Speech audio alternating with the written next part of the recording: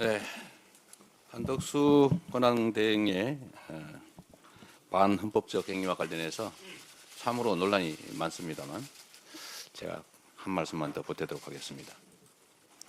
이 법학을 공부한 사람들은 대체적으로 알 텐데 그 행정법 교과서에 행정행위의 취소, 무효라고 하는 항목이 되게 중요한 부분을 차지합니다.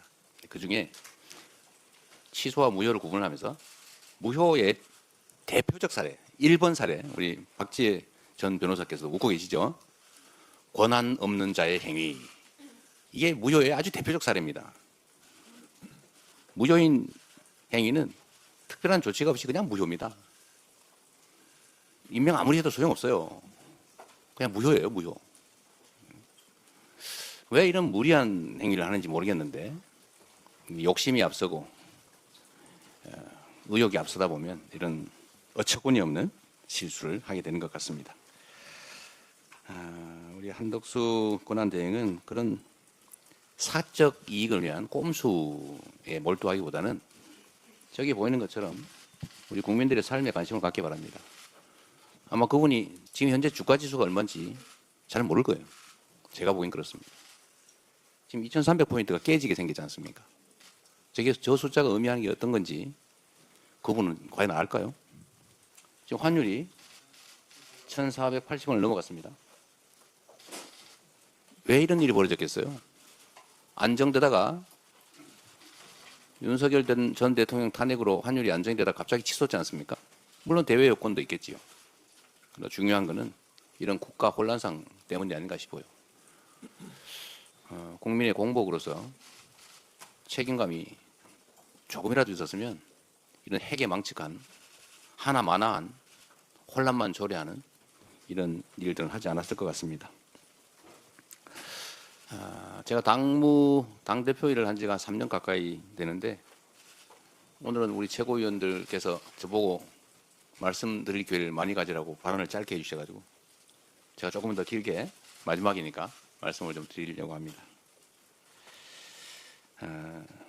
이 공직이라고 하는 게 일을 하자면 끝이 없고 안 하자면 표시도 안 나는 그런 영역의 일들 같습니다.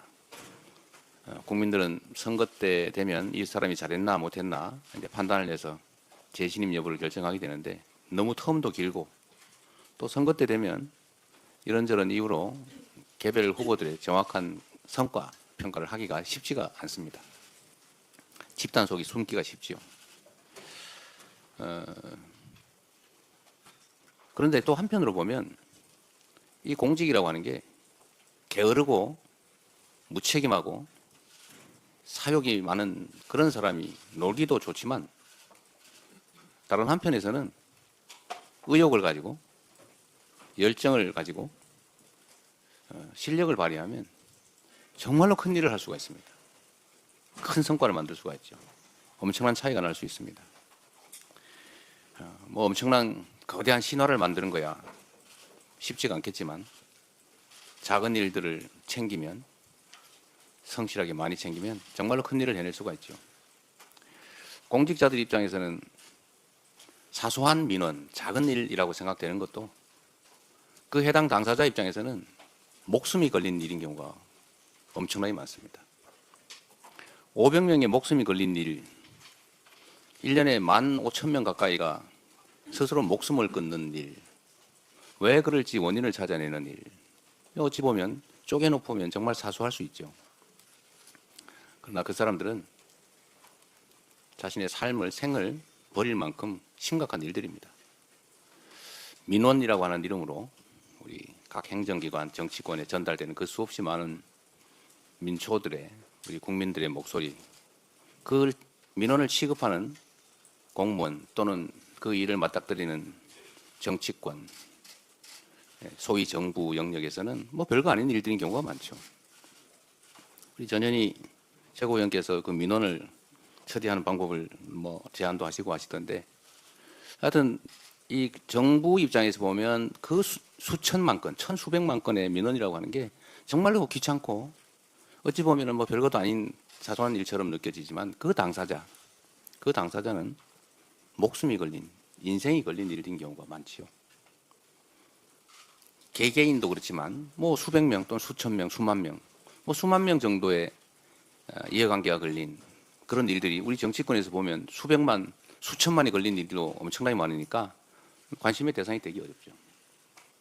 그러나 대한민국이라고 하는 공동체는 결국 그 한 명 한 명의 국민이 모여서 만든 거 아니겠습니까? 또 그 한 명 한 명의 목숨과 인권이라고 하는 것은 우주의 무게를 가진 것이죠.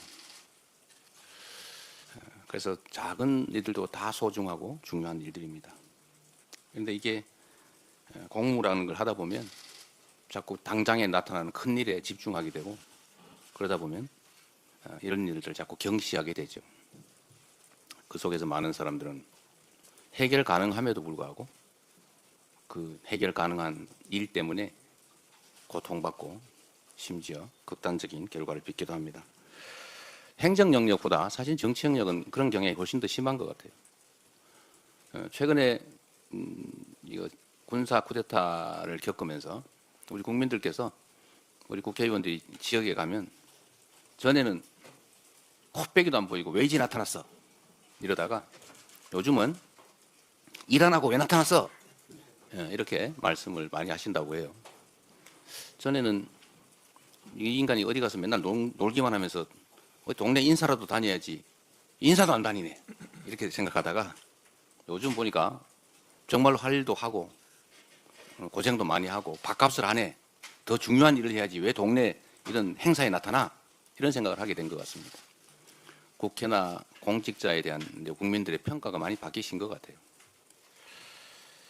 실제로 제가 보기에는 몇 년 사이에 많이 바뀐 것 같습니다.